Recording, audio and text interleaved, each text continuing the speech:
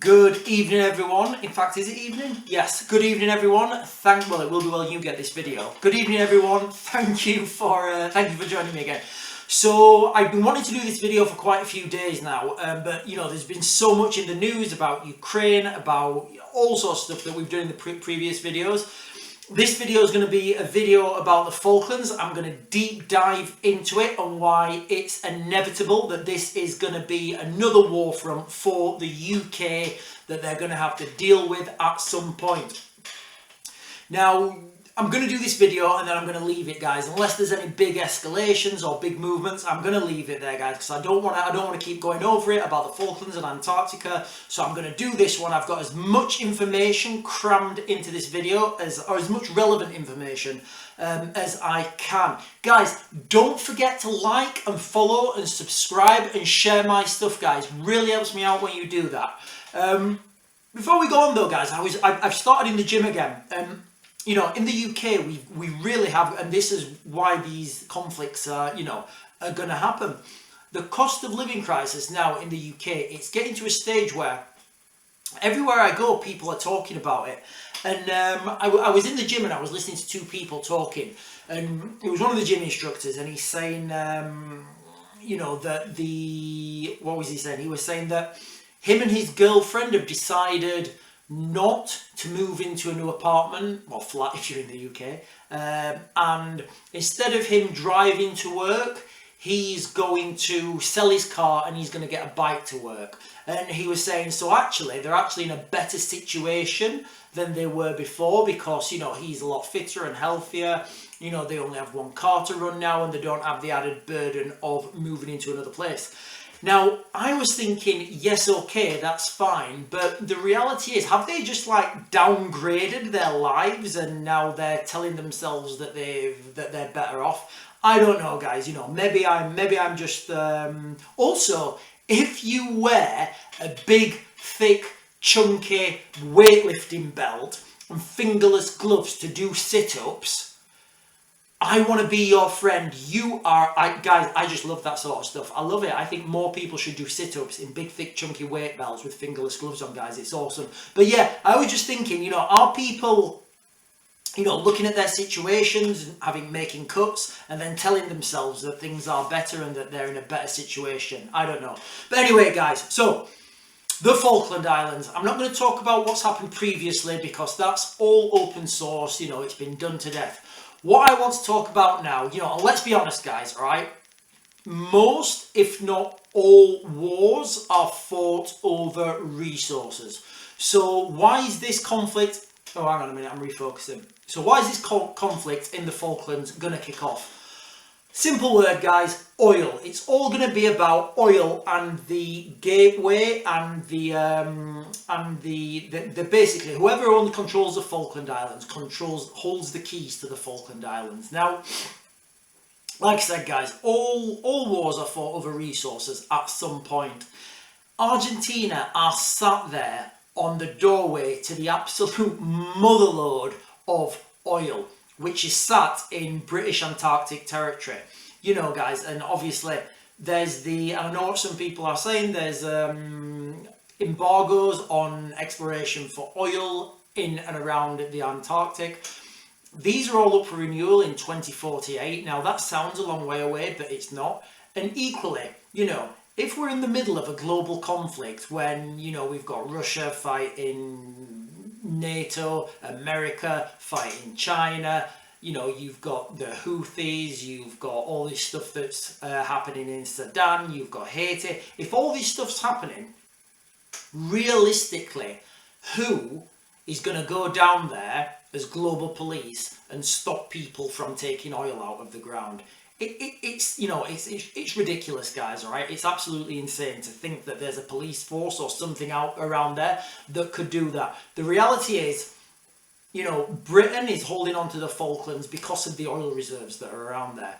So let's just quickly talk about Argentina's current financial situation. So it's estimated that Argentina, from between now and 2029, they'll be in $626 billion debt. That's huge, guys, all right, you know. And GDP is estimated to be $14,000 by 2029. Just into context, the UK's projected GDP per capita by 2029 is $66.9 thousand dollars. So you can see the huge disparity between, you know, the UK's financial situation and Argentina's situation. Argentina are not in the best financial shape. You know, they've been, until Millie came in, they've been struggling, they've been spending and just borrowing and borrowing and borrowing. So, excuse me. So, with that as context, keep that in the back of your mind, the great amounts of debt that Argentina's in. So, why did they just buy 24 F-16 fighter jets from Denmark? This cost them 300 million. Now, this cost them 300 million US dollars. Now, with that, you will have to, on top of this 300 million, I think this will be extra. I think that's just for the jets. You know, on top of that, they'll have to have you know, parts, servicing, training. All this sort of stuff will be additional cost. Also, the runways will need to be kept in. You know, they'll have to have the right runways. So all this is additional cost. So it's a huge cost, and that's not even talking about the payloads, the weapon systems, the radios, the ISR platforms that will be fitted onto these aircraft. So all in all, guys, this is going to cost them a lot of money. So, you know, it's very strange that they're in so much debt and yet they're spending 300 million US dollars on aircraft, when, as far as I know, they don't really have any, you know, any enemies in that region. Now, they're also looking at buying amphibious assault vehicles, so amphibious assault ships and tank landing ships. Again, guys, all right, keep that in mind, all right, what they're just buying: aircraft, fighter jets, and amphibious assault ships and tank landing ships. So who are they, you know, who are they going to use these amphibious assault vehicles against? So let me just quickly look on the map. So Argentina then. To the west, there's Chile. Now, if Argentina wants to attack Chile, bear in mind they've got a huge land border with Chile to the west. They would have to go all the way around this. Guys, it would just be a logistical nightmare for them to use amphibious ships to assault Chile when they have a huge land border with them. Okay, fair enough.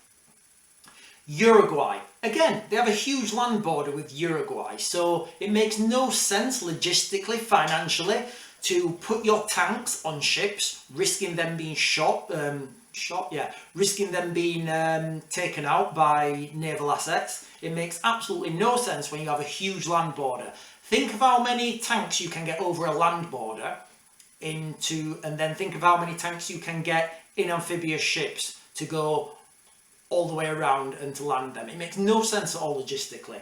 That goes for Uruguay, that goes for Paraguay, and it goes for Bolivia. Well, Bolivia's landlocked, you know, so is Paraguay. But what I'm getting at here, guys, all right, there is absolutely no reason for the Argentinians to buy amphibious assault ships unless there was a little island off the coast that had a load of money that you weren't landlocked to. So guys, let me know what you guys think. All right, I'm convinced that this is the reality, why they're buying and why they're spending all this money, you know. So the reports are in now, guys, about these amphibious ships, that they're you know, that the Argentinians are in late stage negotiations with the Italians. And of course, guys, I will put all the links into this description in the video so you can go and check them yourself. Excuse me. So it looks like they're in late stage negotiation with the Italians to buy their, well, the Italian Navy are restructuring their fleet, and it looks like Argentina are buying their old stock. And again, when you look at what they're buying, to me, there's only one explanation.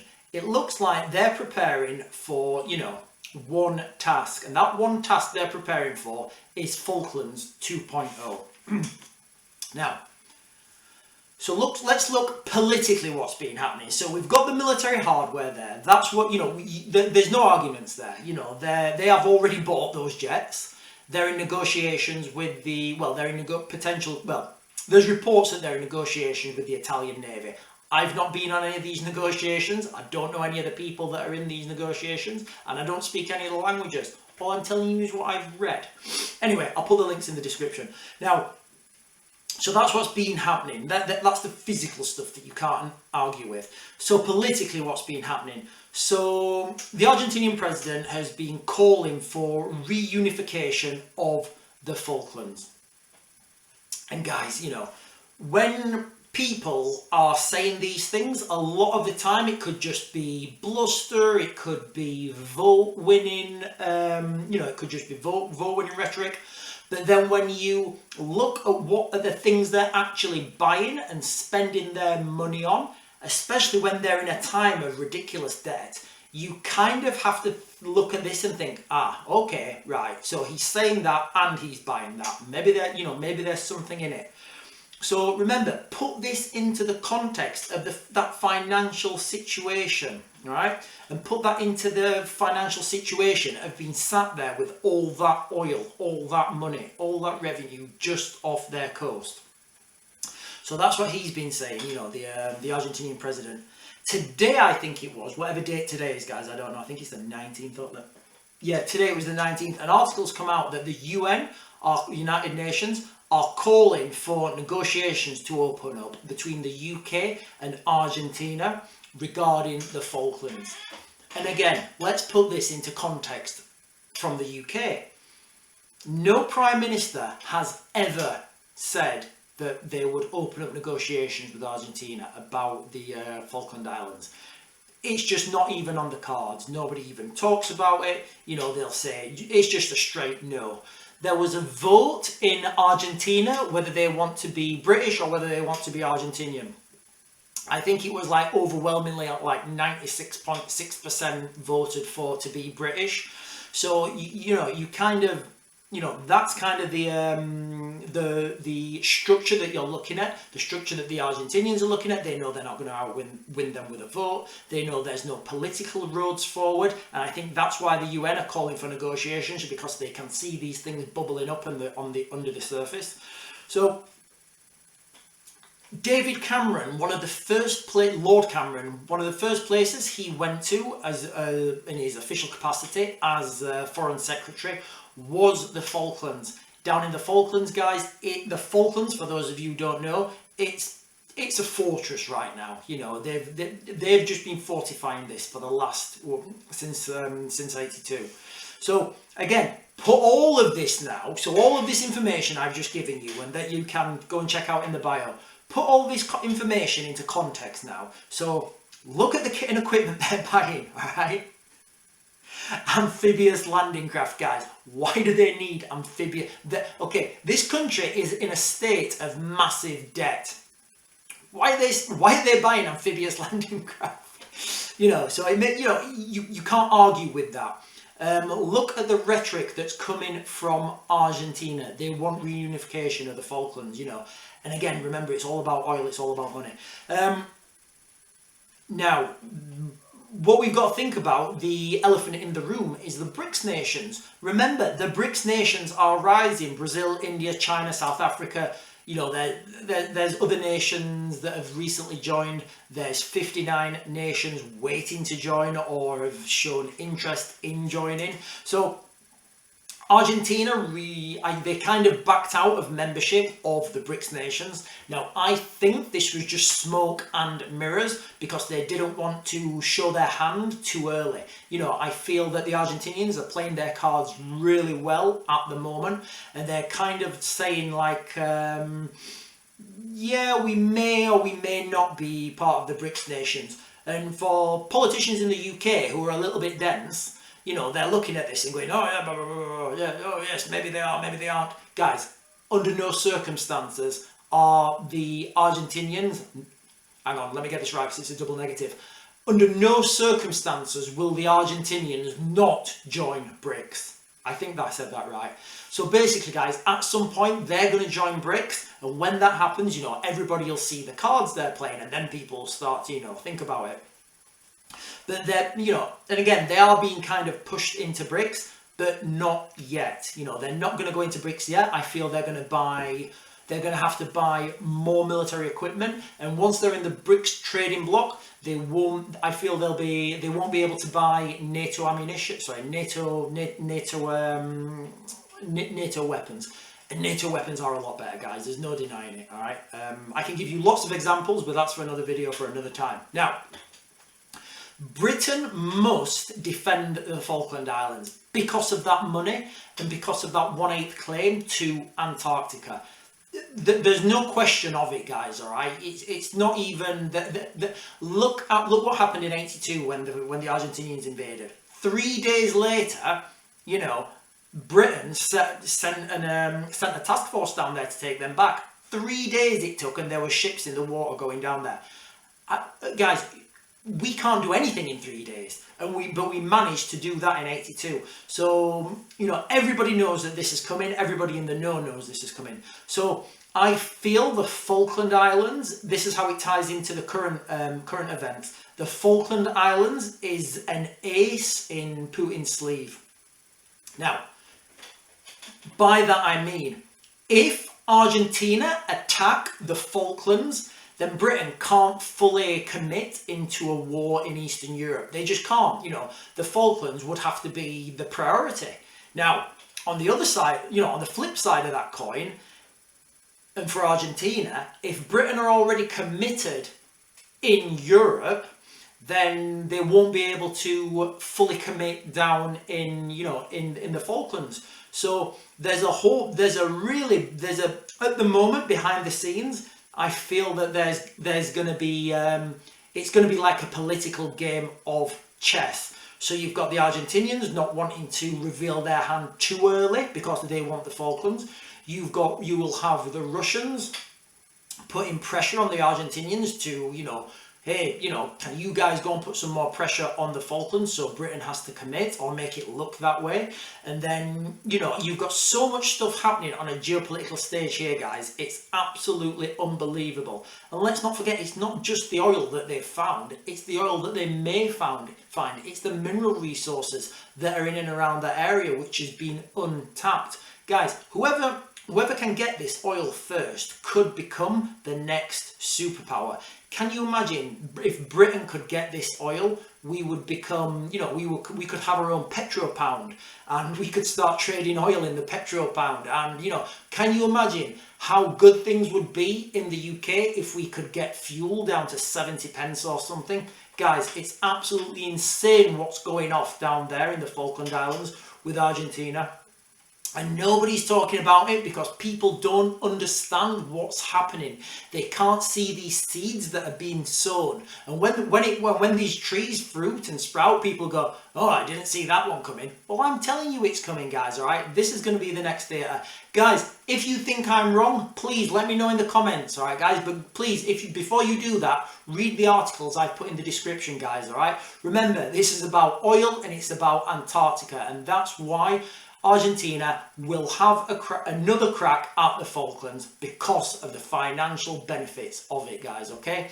Guys, let me know what you think in the comments. I'm going to mag to grid.